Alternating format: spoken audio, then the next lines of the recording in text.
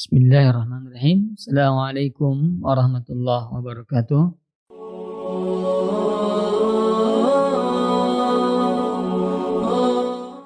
Alhamdulillah rabbil alamin hamdan katsiran tayyiban mubarakan fih kama yuhibbu rabbuna wa yarda. Asyhadu an la ilaha illallah wa asyhadu anna Muhammadan abduhu wa rasuluh. Ya khafillah, ikhwan akhwat, Bapak Ibu, sahabat-sahabat syiar yang semoga Allah muliakan. Kembali kita melanjutkan silsilah pembelajaran dalam fikih muamalah yang diselenggarakan oleh syiar ini insyaallah, di mana pembahasan saat ini kita akan coba membahas bab tentang al-buyu' al-muharram anha, jual beli yang terlarang. Jadi nanti insyaallah akan kita bahas apa saja jual beli yang masuk kategori jual beli yang haram atau yang terlarang. Nah, kan tetapi sebelum kita mengetahui apa saja jenis jual beli yang terlarang tersebut, sedikit saya akan coba atau kita akan coba memahami muqaddimah dulu tentang perkara ini. Baik, ikhwafillah yang semoga Allah muliakan, apa yang sebenarnya kita cari di dunia ini ya. Jadi tidak ada lain kita hidup di alam dunia ini kecuali adalah untuk membahagiakan diri kita nanti kelak di akhirat. Jadi tidak ada tujuan, sekali lagi, kita hidup di alam dunia ini kecuali adalah untuk membangun kebahagiaan nanti di akhirat. Maka ketika kita ingin bahagia di akhirat, kita tidak boleh menjadikan kehidupan dunia ini penyebab menjadi sengsaranya kelak nanti kehidupan di akhirat. Ikhwafillah yang semoga Allah muliakan, khususnya dalam bab harta, karena dalam bab ini manusia banyak yang terjerumus ya, karena bab dunia, di mana dunia ini adalah seperti kata Luqmanul Hakim, bahwasanya ad-dunya kabahrin amiq, seperti lautan yang sangat luas. Qad ghariqa fihi katsirun minan nas, yang banyak sekali manusia tenggelam di dalamnya. Banyak manusia yang tenggelam di dalam dunia. Allah musta'an. Maka salah satu yang akan menenggelamkan kita, yang mencelakakan kita, yang membahayakan kehidupan kita, tidak lain adalah dalam bab harta. Dalam bab harta. Bahkan Yahya bin Mu'adz, beliau pernah mengatakan, musibatani lil mar'i fi malihi inda mautihi. Ada dua musibah bagi seseorang tentang hartanya ketika datang kematian kepadanya. Jadi ada dua musibah kepada seseorang tentang hartanya ketika kematian datang kepadanya.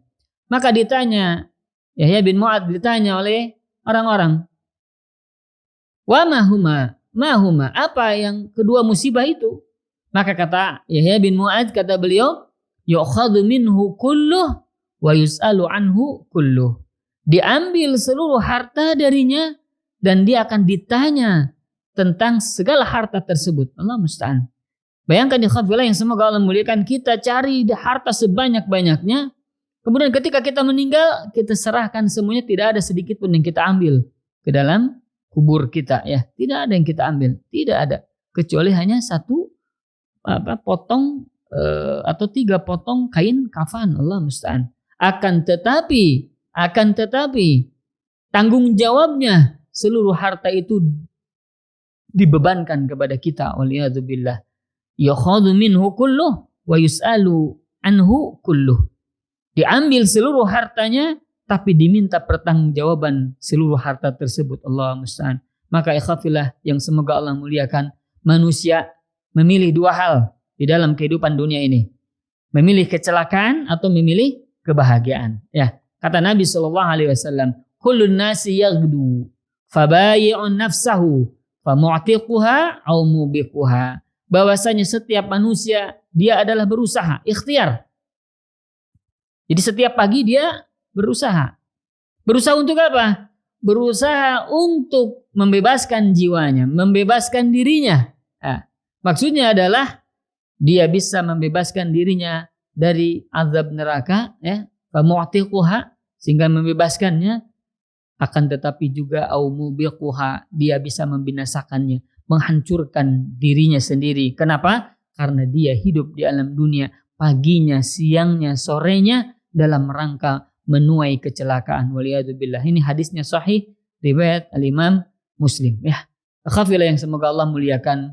Pernah saya sampaikan di muqaddimah di awal bab tentang muqaddimah jual beli ini, kata Wahab bin Al-Warad bahwasanya orang yang memakan harta haram tidak bermanfaat sedikit pun ibadahnya. Kenapa? Kata beliau bahwasanya lau kumta maqama hadhihi sariyah, jikalau engkau berdiri melaksanakan salat malam seperti tiang ini, saking apa? Saking kokohnya, saking panjangnya salat malam itu.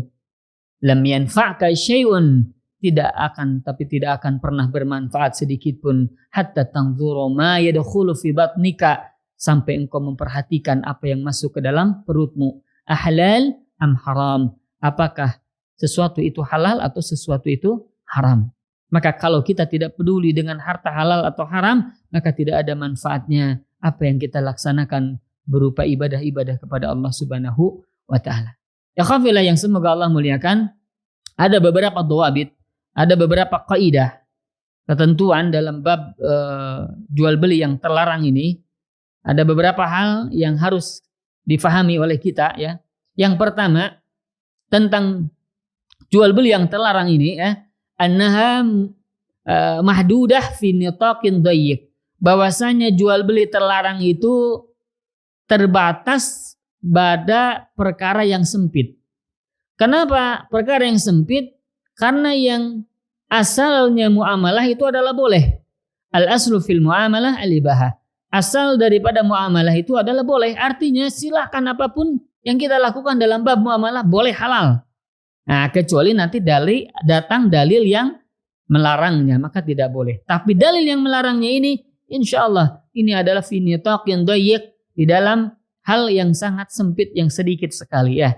Maka nanti akan kita coba bahas satu per satu. Ketika kita tahu jual beli yang terlarang, maka insya Allah kita akan mengetahui jenis apapun jual beli yang halalnya. Demikian. Karena kuncinya mengetahui perkara yang haram, maka insya Allah kita akan mengetahui perkara-perkara yang halal. Kenapa? Karena selain yang haram itu adalah halal. Ya. Jadi kaidah yang pertama, ketahui perkara-perkara yang haram itu, insya Allah kita akan memahami perkara-perkara yang halal. Kenapa? Perkara yang haram itu adalah pada medan atau pada bidang yang sangat sedikit. Ya, itu yang pertama. Yang kedua kaidahnya, annallaha lam yuharrim syai'an minal muamalat illa wa abaha badaila katsiratan.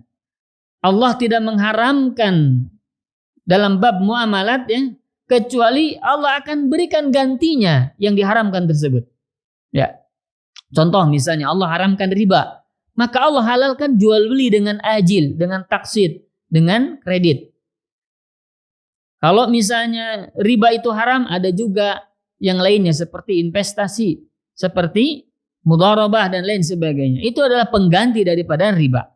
Demikian pula Allah haramkan qimar, Allah haramkan berjudi, tapi Allah halalkan musabaqat al-masyru'ah, musabaqah, perlombaan-perlombaan yang disyariatkan. Maka itu tidak apa-apa, boleh, ya. Jadi tidak judi, tapi melakukan musabaqah, perlombaan, tapi yang disyariatkan. Apa sih yang disyariatkan? Insya Allah nanti kita bahas dalam bab musabaqah, dalam bab perlombaan. Ya. Yang ketiga, an-tahrim fil muamalat, bahwasanya keharaman dalam bab muamalat itu, pengharaman dalam bab muamalat itu, innama yakunu fil ghalib lima tashtamilu alaihi minadh-dhulmi. Sesuatu yang diharamkan dalam bab muamalat itu, kenapa? Karena kebanyakannya terkandung di dalamnya adanya kezaliman. Nah, adanya apa? Kezaliman. Maka ketika dilarang jual beli yang terlarang itu, muamalah yang terlarang itu, maka itu ada maslahatun lil ibad. Ada kemaslahatan, ada kebaikan bagi manusia, bagi para hamba. Wadaf'an li athariha as-sayyi'ah anil mujtama', dan dalam rangka mencegah keburukan yang akan timbul kepada masyarakat. Itu intinya. Jadi kenapa diharamkan? Karena pasti ada keburukan yang akan timbul jikalau itu dilakukan. Kenapa itu dilarang? Karena ketika dilarang pasti ada kemaslahatan yang akan diperoleh, insya Allah. Khafilah yang semoga Allah muliakan, 3 tadi kaidah, 3 ketentuan dalam perkara yang diharamkan. Pertama, yang diharamkan itu adalah dalam aspek yang sedikit ya, dalam medan yang sedikit ya. Yang kedua, tidaklah Allah haramkan dalam bab muamalah ini kecuali Allah gantikan sesuatu yang hampir sama ya dalam yang halalnya ya. Yang ketiga, bahwasanya Allah mengharamkan bab muamalah dalam Allah haramkan dalam bab muamalah ini tidak ada lain kecuali di dalamnya ada kezaliman. Di mana ketika Allah haramkan itu akan ada maslahat bagi kita, bagi para hamba, bagi seluruhnya, dan untuk mencegah keburukan yang akan timbul di masyarakat ya. Ikhwafillah yang semoga Allah muliakan, ini sedikit muqaddimah ya dalam bab jual beli yang terlarang. Insyaallah di pertemuan selanjutnya kita akan rinci satu persatu apa saja jenis-jenis jual beli yang terlarang tersebut ya. Wallahu a'lam bishawab. Yang benarnya dari Allah, salahnya dari saya dan dari syaitan, semoga Allah ampuni. Aqulu qouli hadza wa astaghfirullah li wa lakum. Subhanakallahumma bihamdik asyhadu an la ilaha illa anta astaghfiruka wa atubu ilaik. Wassalamualaikum warahmatullahi wabarakatuh.